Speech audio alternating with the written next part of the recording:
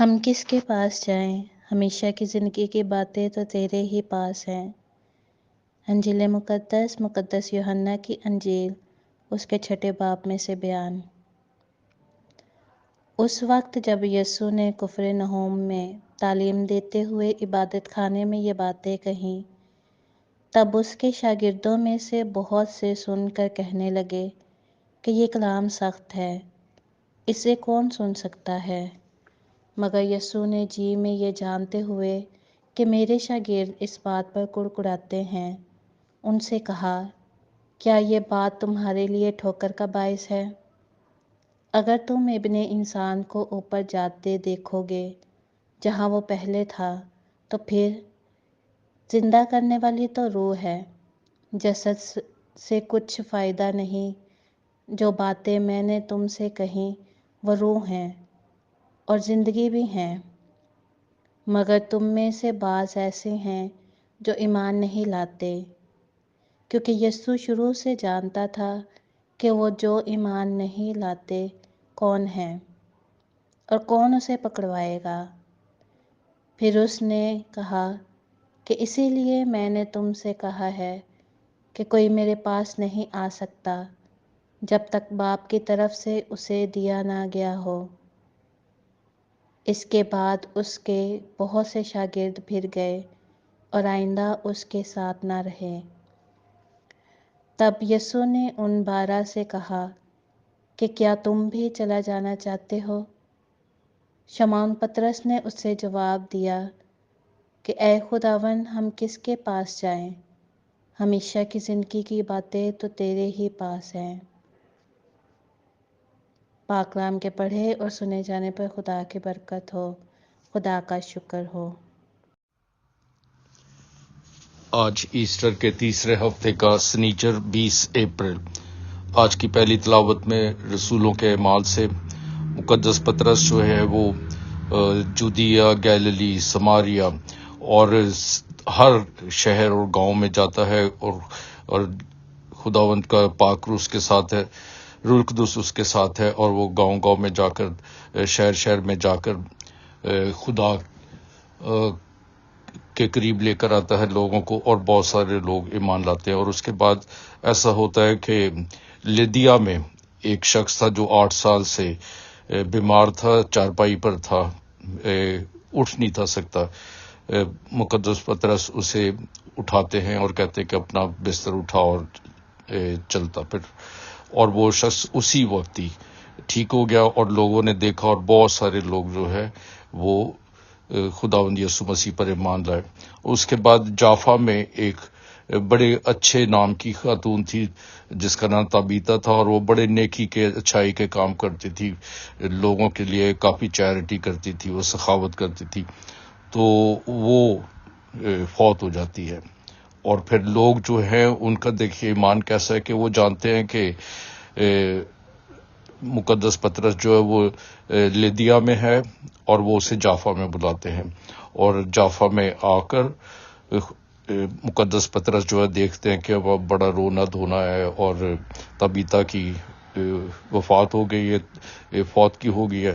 اور پھر مقدس پطرس جو ہے وہ سارے لوگوں کو کہتے باہر نکلے، اور پھر گھٹنے ٹیک کر آسمان کی طرف نگاہ کر کے دعا کرتے ہیں، اور جو تابیتا ہے وہ اٹھ جاتی ہے، اور مقدس پطرس اسے زندہ کر کے اسے اس کے پاؤں پر کھڑا کرتے ہیں اور لوگ کو بتاتے ہیں، اور لوگ اور بھی زیادہ اس بات کے معتقد ہو جاتے ہیں، اور پھر ایمانداروں کی تعداد جو ہے وہ بڑھتی جاتی ہے۔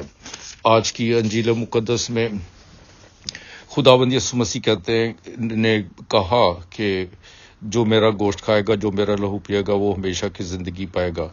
اس تعلیم سے لوگ جو ہیں وہ ناراض ہو جاتے ہیں کہ یہ کیسی تعلیم ہے جو خداوند یسوع مسیح دے رہے ہیں، اور وہ خداوند یسوع مسیح کو سمجھ لگ جاتی ہے کہ یہ لوگ جو ہے یہ باغی ہو رہے ہیں، یا ان کو میری بات کی سمجھ نہیں ہے۔ تو وہ کہتے ہیں کہ یہ جو ساری باتیں میں تم سے کہتا ہوں یہ روح کی طرف سے ہیں، جو زندگی بخشنے والا روح ہے، اور اسی روح کے ذریعے سے میں جو کچھ کہتا ہوں وہ آپ لوگوں کو سمجھ نہیں آتی ہے، تو پھر خداوند یسوع مسیح کو یہ لوگ چھوڑ دیتے ہیں، چلے جاتے ہیں، اور خداوند یسوع مسیح جو ہے انہیں پتہ ہے کہ یہ کیوں چھوڑ کے جا رہے، کیونکہ ان کو میری باتوں کی، میری تعلیم کی سمجھ نہیں ہے.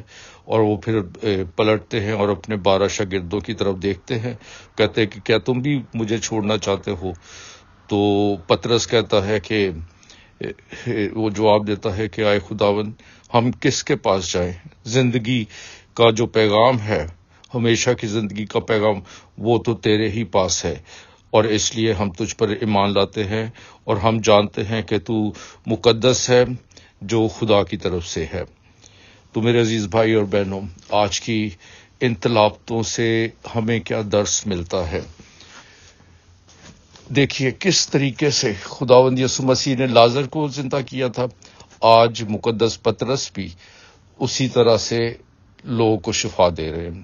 وہ جو پیرالائز آدمی تھا، مفلوج تھا 8 سال سے، اسے اٹھایا، اور پھر طبیطہ کو اٹھایا. طبیطہ جو مر چکی تھی، اسے زندہ کیا. تو خداوند یسوع مسیح کے شاگرد بھی خداوند یسوع مسیح کی طرح پاک روح کی مدد سے، اپنے ایمان کی وجہ سے لوگوں کو شفا اور زندگی دے رہے ہیں. آج بھی میرے عزیز بھائی اور بہنوں، خدا ہمارے درمیان ہے. جب بھی ہم گھٹنے ٹیکتے ہیں تو وہ ہمارے لیے کھڑا ہو جاتا ہے. ہم اس کے سامنے جھکتے ہیں تو وہ ہمارے لیے اٹھ کھڑا ہوتا ہے، اور ہماری زندگی میں بہت سارے معجزات ہوتے ہیں. آج بھی جب ہم دعا کرتے ہیں تو معجزے ہوتے ہیں، اور خاص طور پر وہ دعا جو دوسروں کے لیے کی جائے، دوسروں کی بحالی کے لیے کی جائے، وہ آسمان کو چیر کر جاتی ہے، اور اس سے معجزے ہوتے ہیں. اس لیے ہمارے ارد گرد میں جو بھی بیمار ہیں، جو بھی بیڈ ریڈن ہے، ہمیں چاہیے کہ ہم ان کے لیے دعا کریں. اور جو دعا دوسرے کے لیے کی جاتی ہے وہ قبول ہوتی ہے، سنی جاتی ہے. آپ کے لیے بھی بہت سارے لوگ دعا کر رہے ہیں. آپ بھی بہت سارے ارد گرد کے جو لوگ ہیں، ان جو دکھ تکلیف مصیبت میں ہیں، ان کے لیے دعا کریں. اپنے گھٹنوں پہ چلے جائیں، ان کے لیے دعا کریں، اور پھر دیکھیں وہ ہمارے لیے کس طرح سے کھڑا ہوتا ہے. اور آج کی انجیل مقدس میں خداوند یسوع مسیح نے جب یہ کہا تھا کہ جو میرا گوشت کھائے اور میرا لہو پی گا وہ ہمیشہ کی زندگی پائے گا، یہ بڑی ایسی بات تھی جو لوگوں کو سمجھ نہیں آ رہی تھی، اور اسی وجہ سے وہ چھوڑ دیتے ہیں. لیکن خداوند یسوع مسیح پاک یوخرست پر کسی قسم کا بھی کمپرومائز نہیں کریں گے. وہ اپنے شاگردوں کی طرف بھی دیکھتے ہیں کہ اگر تم بھی مجھے چھوڑ کے جانا چاہتے ہو تو جاؤ، لیکن یوخرست کے بارے میں، میرے بدن اور لہو کے بارے میں کوئی کمپرومائز نہیں ہوگا. اس لیے کتنی بڑی اہمیت ہے ہر مسیحی کی زندگی میں پاک یوخرست کی. اور جو اسے نہیں سمجھتا ہے میرے عزیز بھائیو، وہ دور ہو جاتا ہے خداوند سے دور. لیکن وہ جو سمجھتا ہے، وہ جانتا ہے کہ خداوند یسوع مسیح کا پاک بدن اور خون، یعنی پاک یوخرست میں ہم جو پاک شراکت لیتے ہیں اور یسوع کا لہو لیتے ہیں، اس سے ہمیں ہمیشہ کی زندگی ملتی ہے. یعنی خداوند یسوع مسیح نے کوئی پاک یوخرست پہ کوئی کمپرومائز نہیں کیا. کیوں؟ کیونکہ وہ ہر روز ہمارے درمیان میں، ہر وقت ہمارے درمیان میں موجود ہے. ہمارے پاک صندوق جو گرجا گھر میں ہوتے ہیں، وہاں پر خداوند یسوع مسیح کی حضوری ہے. خداوند یسوع مسیح ان پرسن اپنے پاک بدن کے ذریعے سے وہ ہمارے درمیان میں موجود ہے. اسی لیے ہم مسیحی، کیتھولک مسیحی، وہ پاک صندوق کو سجدہ کرتے ہیں، کیونکہ یسوع کا پاک بدن اس میں موجود ہے. اور جو کوئی اسے حاصل کرتا ہے وہ ہمیشہ کی زندگی پاتا ہے. اس لیے میرے عزیز بھائی اور بہنوں، پاک یوخرست کا ہماری زندگی میں کتنا بڑا اثر ہے. کیوں؟ کیونکہ وہ ہمارے درمیان میں ہے، اور پھر اس کے پاک بدن اور خون سے ہمیں گناہوں کی معافی ہوتی ہے. ہم اسی کی یاد میں کرتے ہیں. خداوند یسوع مسیح نے کہا، اور میری یاد میں یہی کیا کرو.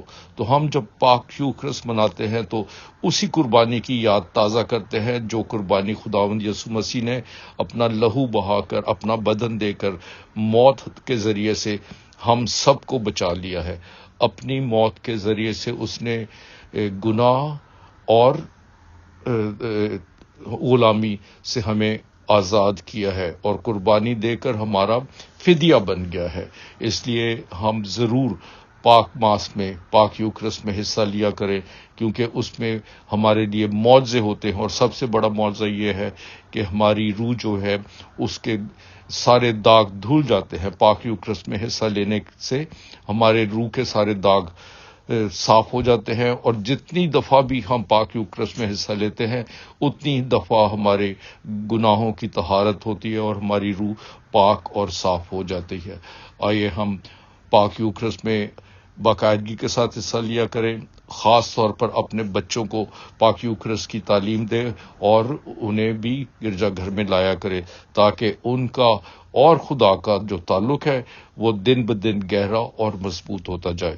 خداوند آپ کو اور مجھے ایسا ہی کرنے کی توفیق عطا فرمائے، آمین۔